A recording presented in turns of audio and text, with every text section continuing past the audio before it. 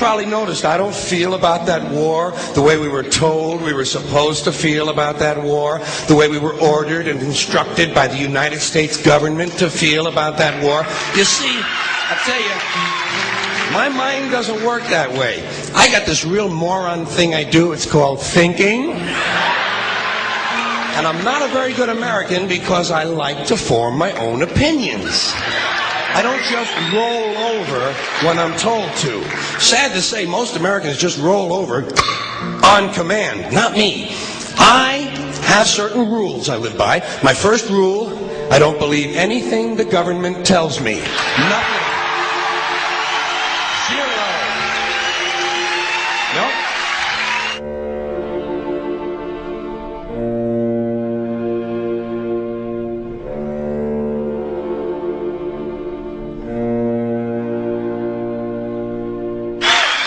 And I don't take very seriously the media or the press in this country, who in the case of the Persian Gulf War were nothing more than unpaid employees of the Department of Defense, and who most of the time function as kind of an unofficial public relations agency for the United States government.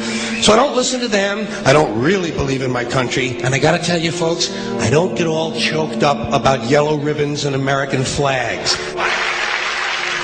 Now, to balance the scale, I'd like to talk about some things that bring us together. Things that point out our similarities instead of our differences. Because that's all you ever hear about in this country is our differences. That's all the media and the politicians are ever talking about, the things that separate us, things that make us different from one another. That's the way the ruling class operates in any society. They try to divide the rest of the people. They keep the lower and the middle classes fighting with each other so that they, the rich, can run off with all the fucking money. Fairly simple thing happens to work. If you know anything different, that's what they're going to talk about. Race, religion, ethnic and national background, jobs, income, education, social status, sexuality, anything you can do, keep us fighting with each other so that they can keep going to the bank.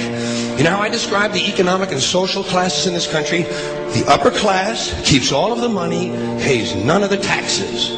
The middle class pays all of the taxes, does all of the work. The poor are there just to scare the shit out of the middle class. Keep them showing up at those jobs.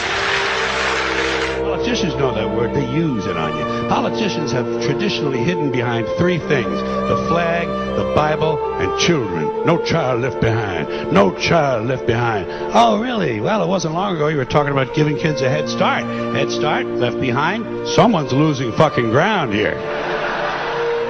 But there's a reason. There's a reason. There's a reason for this. There's a reason education sucks, and it's the same reason that it will never, ever, ever be fixed. It's never going to get any better. Don't look for it. Be happy with what you got. Because the owners of this country don't want that. I'm talking about the real owners now. The big, the wealthy, the real owners, the big wealthy business interests that control things and make all the important decisions. Forget the politicians. They're irrelevant. The politicians are put there to give you the idea that you have freedom of choice. You don't.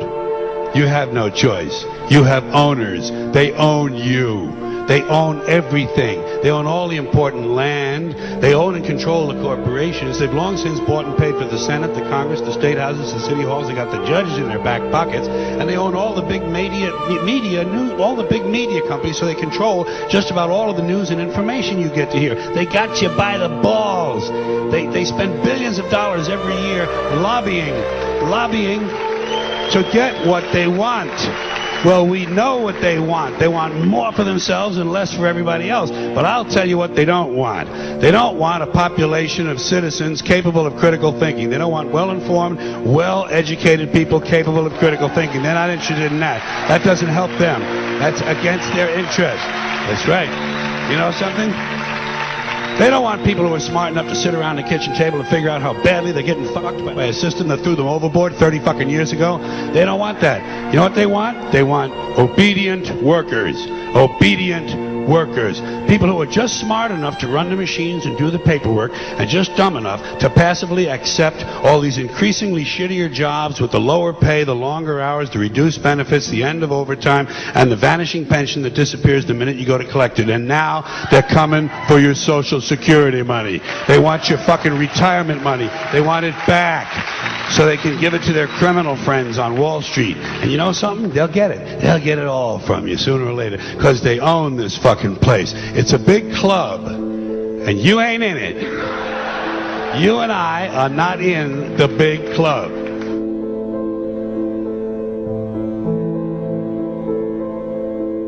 The greatest form of control is where you think you're free when you're being fundamentally manipulated and dictated to. One form of dictatorship is being in a prison cell and you can see the bars and touch it.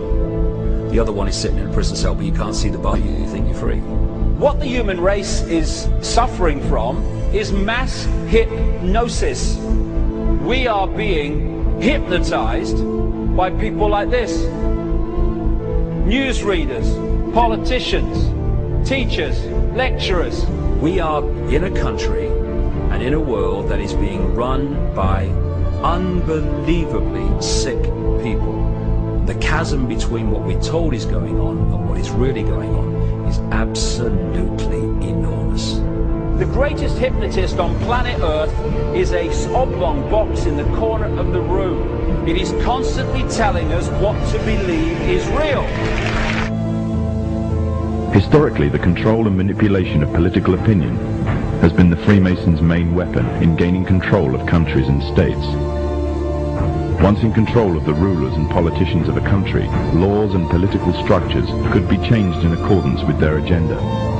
However, since restricting the body does not necessarily mean restricting the mind, the Freemason recognizes that their plan for a global government hinges completely on subduing the masses to their agenda, and thus eliminating opposition to their cause. And the greatest threat to their plan, posing more danger than any army or law, is the threat of a free-thinking mind. In order to eliminate this threat and to achieve their objective, the Masons have set about the boldest plan ever devised: the complete control of every aspect of human life, your life. And the weapons they are using against you are in your very homes, entertaining you and your children, and gradually indoctrinating you without you even realizing.